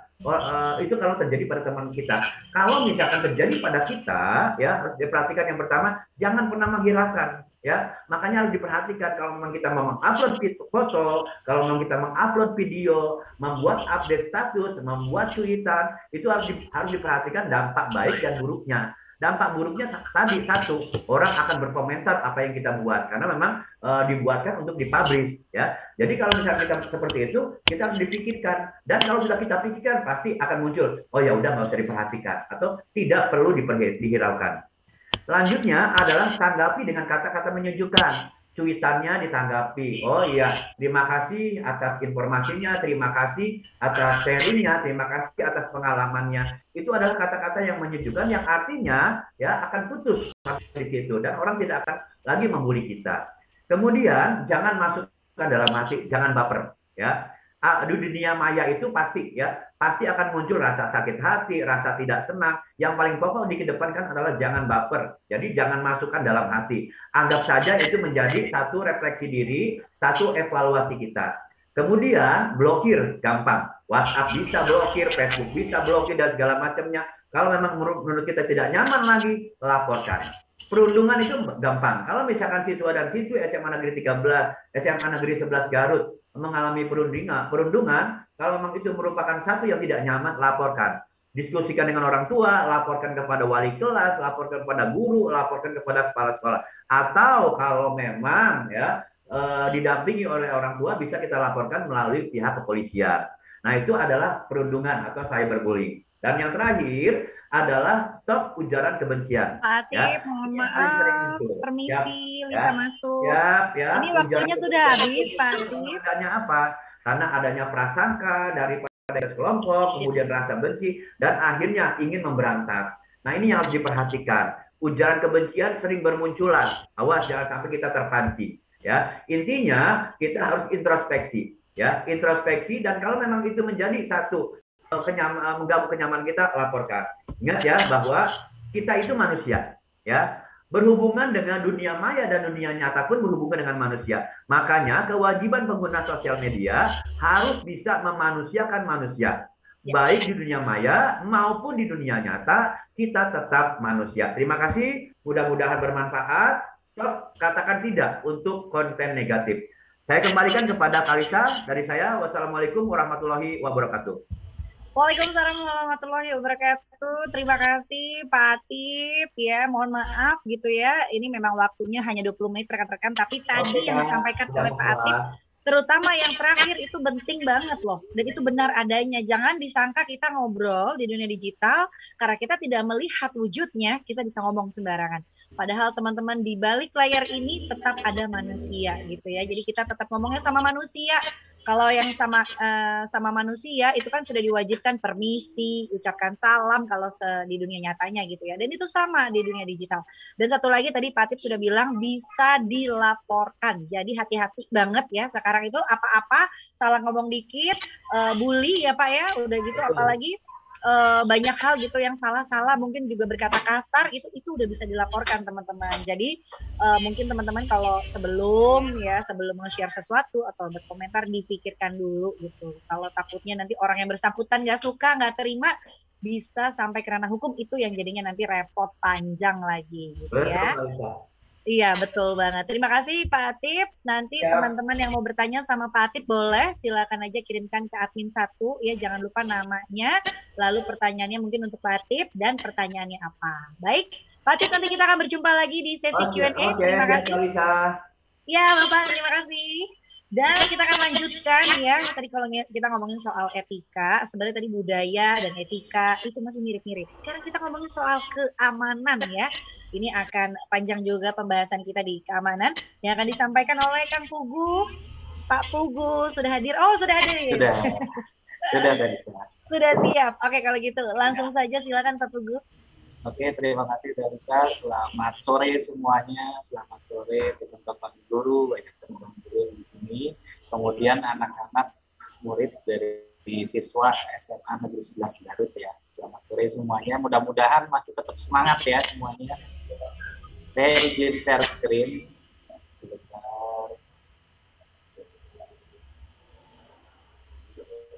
Yang sudah tampil ya. Sudah ambil Pak, aman. Sip. Nah, Teman-teman, adik-adik sekalian, untuk pertemuan kali ini, di kegiatan kali ini, saya akan membawakan topik yang cukup menarik ya, dengan judulnya perlindungan data pribadi di platform digital. Jadi di pilar keamanan digital ini yang saya angkat adalah perlindungan data pribadi, terutama di platform digital ya. Nah, sebelum kita masuk ke materi, perkenalkan terlebih dahulu ya. Nama saya Pugu Rismadi, kemudian sehari-hari itu sebagai pengajar, tadi juga sudah disampaikan, kemudian sampingan ya istilahnya, freelance web developer, dan juga ada juga rekan saya tadi di sana ada relawan TK juga. Kemudian untuk kontak personnya bisa melalui Telegram @pugurismadi dan WhatsApp di nomor yang tampil di layar. Ayo kita lanjut untuk materinya. Jadi kita masuk ke bagaimana sih kita melindungi data pribadi. Kita paham dulu ya apa yang namanya data pribadi. Jadi di sini data pribadi itu dibagi menjadi dua. Ada data pribadi yang sifatnya umum dan data pribadi yang sifatnya spesifik atau khusus. Nah, yang bersifat umum ini biasanya boleh kita share. Tapi kalau yang bersifat khusus atau spesifik ini tidak pas lah kalau kita share, karena dampaknya nanti akan negatif juga. Jadi yang data bersifat umum ini contohnya apa? Nama lengkap, jenis kelamin, kemudian agama, atau data pribadi yang lain yang memungkinkan untuk kita share. Yang lainnya itu sudah masuk ke data pribadi yang sifat khusus. Misalkan data fingerprint, data nomor KTP, misalkan itu data pribadi yang sifatnya spesifik atau khusus. Data pandangan politik ini sebetulnya juga sifatnya khusus. Nah, kenapa sih kita harus melindungi data pribadi kita? Nah, kita kasih contoh. Saya kasih contoh penyalahgunaan data pribadi. Digunakan untuk apa? Ini mungkin yang besar ya di tahun 2019 ini masuk sejarah terbesar. Facebook pasti semua sudah kenal ya. Nah, yang foundernya Mark Zuckerberg dengan Facebooknya di tahun 2019 itu ternyata didenda 70 triliun rupiah didenda, dan ini disidangkan di US ya. Ini karena penyalahgunaan data pribadi. Di kasus lain masih berhubungan dengan Facebook, karena kejadian di US, di Indonesia pada 2019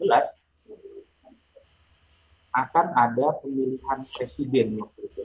Jadi di sana waktu itu Menkominfo Pak Rudiantara itu sudah memberikan warning ya ke Facebook, jangan sampai terjadi kejadian di US, di Amerika di 2016. Kecenderungan publik di Amerika pada saat itu sebetulnya memenangkan Hillary Clinton. Tapi kenyataannya yang jadi itu bergeser menjadi pemenangnya adalah presiden saat ini, Donald Trump. Nah, ini data saya ambil dari Kompas. Di Indonesia, ini contoh yang di Indonesia. Di Indonesia, yang sering terjadi, sudah disinggung juga, sebetulnya ada efek negatif nih kalau kita menggunakan platform digital, sosial media, potensi untuk pencurian data pribadi itu selalu ada. Contohnya data pribadi yang bisa digunakan untuk penipuan di sini, atau juga pencurian, itu digunakan biasanya oleh fintech ilegal atau financial technology, pinjol ya, pinjaman online lah contohnya. Jadi di sini kejadiannya di Jakarta ini gara-gara sebetulnya KTP ya, nomor KTP itu sebetulnya tidak boleh kita share sembarangan. Foto KTP tidak boleh kita share sembarangan. Jadi karena praktek jual beli ektp yang marak bertebaran di forum media. Jadi intinya dari ektp kita beli secara ilegal, harusnya kita buat secara prosedural, kita beli misalkan, itu juga tidak diperbolehkan karena data kita bisa digunakan dan disalahgunakan. Modus-modus kejahatan, modus itu biasanya cara atau metode dalam melaksanakannya. Modus kejahatan pencurian data pribadi kita dan cara menghindarinya. Nah, kita sebaiknya tahu juga, sebetulnya sepanjang 2019, ini data di tahun 2019, hanya di Jabodetabek aja, itu 2.300 kasus yang namanya social engineering. Modusnya namanya adalah social engineering. Apa itu social engineering? Mencari informasi rahasia target. Jadi social engineering itu mencari data informasi sosial rahasia target dengan meminta langsung atau melalui pihak lain. Jadi nanti kita bahas lebih detail lagi. Tujuannya apa si pelaku ini? Biasanya untuk penipuan ya, atau membobol rekening, membobol dompet digital kita, GoPay, Dana. Nah, contohnya seperti itu.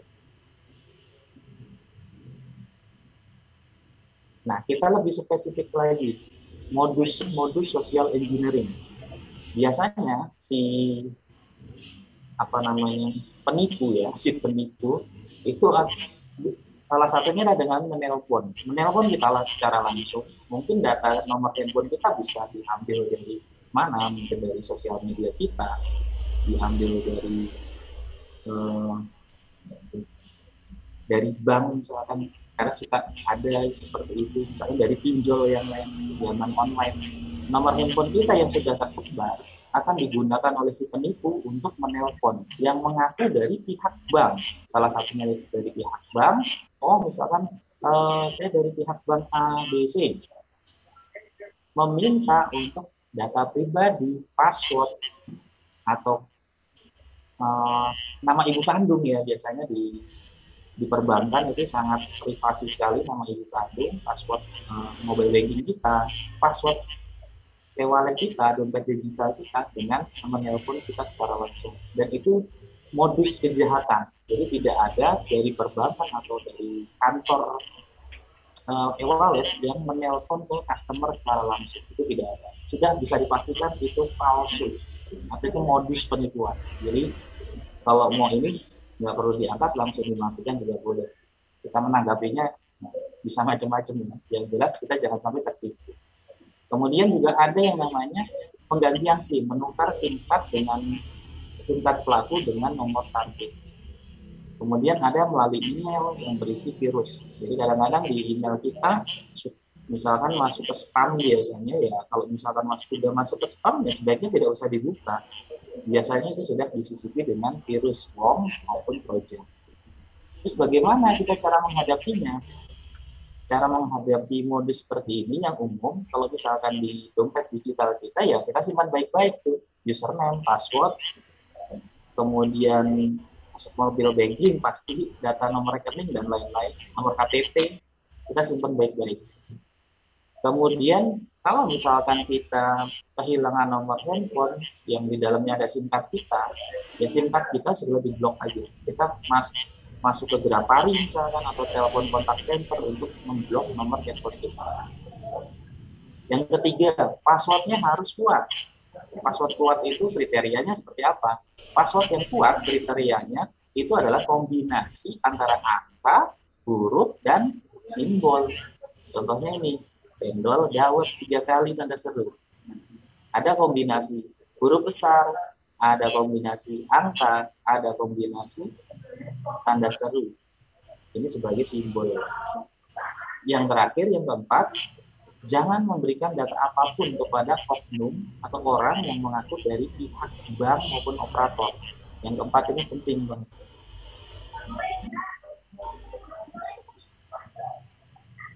Nah, sebelumnya juga sudah dibahas bahwa sebetulnya banyak terjadi kejahatan yang ada di dunia maya atau di kejahatan cyber istilahnya ya. Nah, di tahun 2019 kejahatan cyber itu 1.500 yang dilaporkan. Ini yang terlapor di sistem. Ini punyanya Mabes Polri ya, namanya patroli cyber. Totalnya sekitar 1.500. Yang terselesaikan itu hanya sekitar 600-an dari grafik ini. Kemudian di tahun 2020 kejahatan cyber meningkat tajam sampai di atas 2.000. Yang terselesaikan kasusnya itu hanya 500, malah turun. Jadi yang terselesaikan turun, kejahatannya naik. Jadi mirisnya adalah masyarakat di Indonesia dengan terjadinya transformasi digital, banyak yang terjadi penipuan atau tertipu atau perampokan atau dibobol dan sebagainya yang masuk ke patroli cyber ini. Datanya mungkin banyak yang tidak masuk juga karena mungkin tidak tahu melaporkan ke tempat. Nah, di sini juga ada grafis untuk statistik dari total konten negatif. Kemudian ada total platform yang terlapor. Jadi konten negatif ada banyak, ada penipuan, ada penghinaan, pencemaran nama baik, pengancaman, dan yang lain yang masih banyak juga. Yang paling tinggi adalah penipuan atau fraud. Platform yang paling sering dilaporkan adalah WhatsApp yang tertinggi. Kadang-kadang di WhatsApp kita suka dikirim, silakan klik link ini, yang sebetulnya intinya nanti mengklik lagi link yang lain. Yang sebetulnya kalau di sana meminta memasukkan data pribadi kita, hal seperti itu jangan dilakukan. Kalau memang dari WhatsApp yang tidak dikenal, ya abaikan. Biasanya kalau tidak, misalkan formal, dia resmi, misalkan ada kemenangan undian, itu tidak seperti itu. Biasanya tidak melalui WhatsApp seperti itu. Bisa dicek kebenarannya hal seperti itu. Nah, bagaimana kita mengamankan identitas kita? Kita pahami lebih baik lagi. Saya review kembali, saya refleksikan identitas yang terlihat, yang sebaiknya kita lihat, yang boleh dilihatkan ke orang lain. Yang pertama nama akun, foto profil, deskripsi, atau identitas lain yang mungkin kita mau diperlihatkan, hobi, kesukaan, itu nggak apa-apa. Kemudian yang tidak terlihat, ini yang harus kita simpan, PIN, password, kata sandi. Ini ada two factor authentication atau TFA ya. Kemudian ada one time password, biasanya melalui SMS, OTP itu, atau identitas lain. Nah, sebetulnya TFA atau two-factor authentication itu banyak sekali kombinasi. Jadi login menggunakan kombinasi authentication. Bisa PIN dengan SMS, dengan OTP, itu bisa juga disebut dengan two-factor authentication. Kemudian login dengan pertanyaan keamanan, login dengan fingerprint misalkan, itu juga menggunakan TFA. Login yang hanya diperbolehkan di lokasi tertentu misalkan, atau login yang diperbolehkan di waktu tertentu.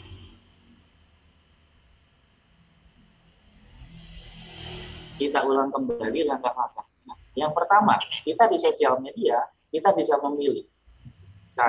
Kita bisa memilih mau menggunakan identitas asli atau samaran. Kita yang memutuskan, kita juga yang akan bertanggung jawab atas pilihan tersebut. Yang kedua, selalu amankan email utama kita. Email utama kita untuk platform sosial media, misalkan Instagram, YouTube, Facebook, itu emailnya yang paling ujung. Itu kita harus save, kita amankan. Passwordnya ini. Jangan sampai di-share kemana-mana. Yang ketiga, lindungi dan konsolidasikan identitas digital kita dalam berbagai platform digital yang kita miliki. Nah, ini contohnya yang melalui WhatsApp, ada juga yang melalui email, contoh phishing ya. Phishing itu pengambil alihan akun. Ini di WhatsApp, yang ini melalui email. Jadi ada halo user mengaku dari pihak Instagram resmi, padahal ini nomor WhatsApp. Yang ini emailnya juga nggak jelas, itu tidak perlu ditanggapi. Ini kalau linknya kita ikutin, akun kita akan dibobol. Kemudian ini contohnya di Facebook. Di Facebook kita bisa mengatur, ya. Kita mau pakai bahasa Indonesia atau bahasa Inggris. Kita bisa mengatur juga postingan kita yang boleh komentar siapa. Postingan kita boleh nggak kita share ke publik. Itu kita bisa atur di pengaturan untuk postingan, dan masih banyak lagi. Kita harus explore untuk mengatur sosial media kita saya atur supaya seperti ini, supaya aman ya, nggak banyak yang nyari misalkan saya atur seperti ini. Ini bisa dipelajari.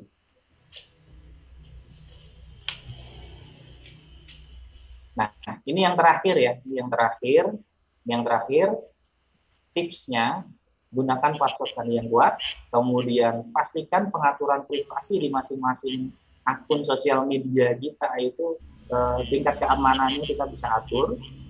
hati-hati menggunakan data pribadi, misalkan KTP jangan bisa sembarangan. Hindari kalau misalkan di WiFi publik, misalkan di free WiFi di mana ya, misalkan di kafe atau di mana, jangan asal kita input data pribadi kita. Misalkan input aja bisa jadi data pribadinya digunakan untuk hal-hal yang tidak benar.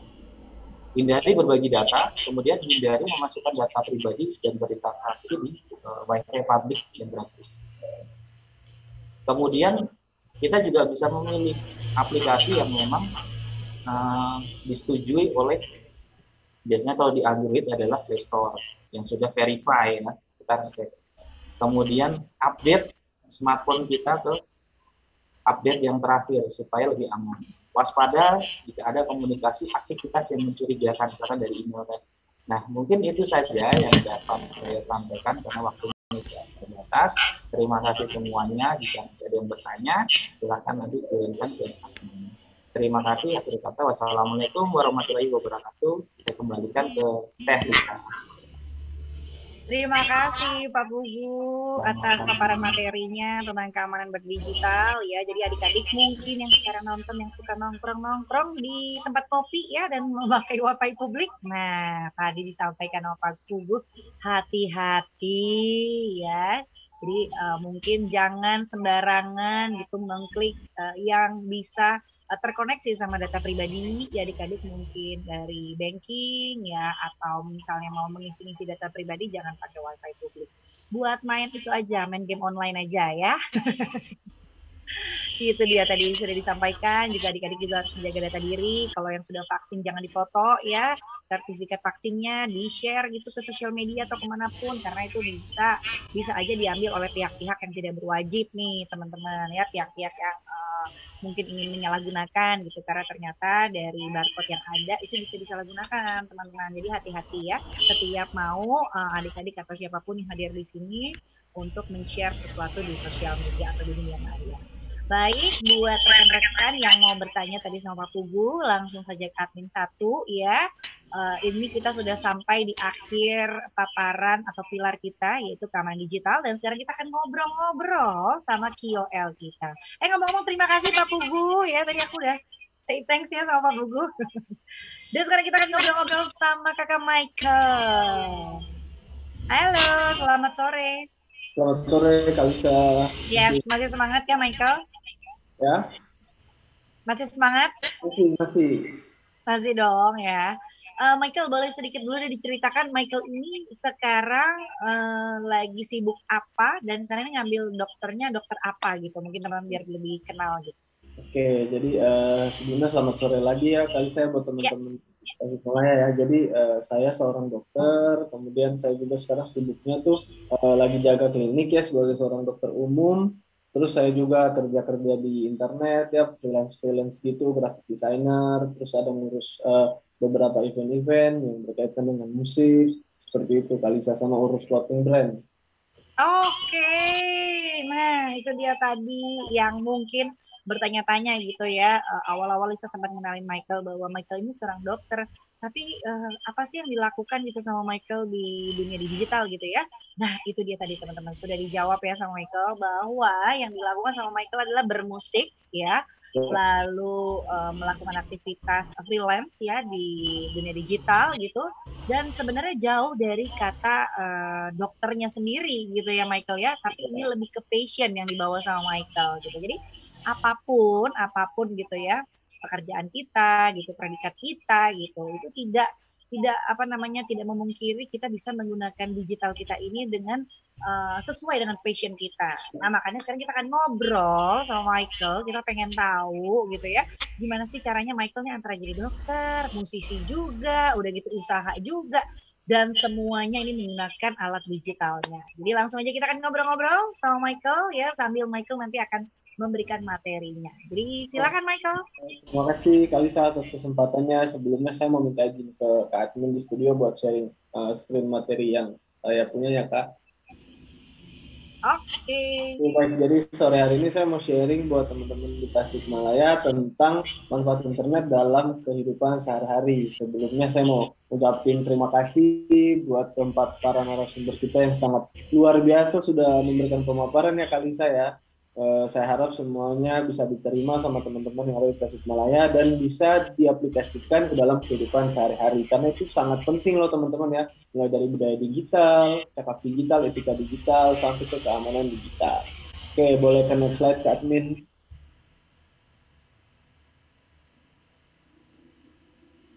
Ya, izin perkenalkan diri dulu teman-teman. Nama saya Krisa Michael Kainama. Teman-teman boleh panggil saya Michael atau Mike. Asal saya dari Ambon, sekarang saya domisili di Jakarta.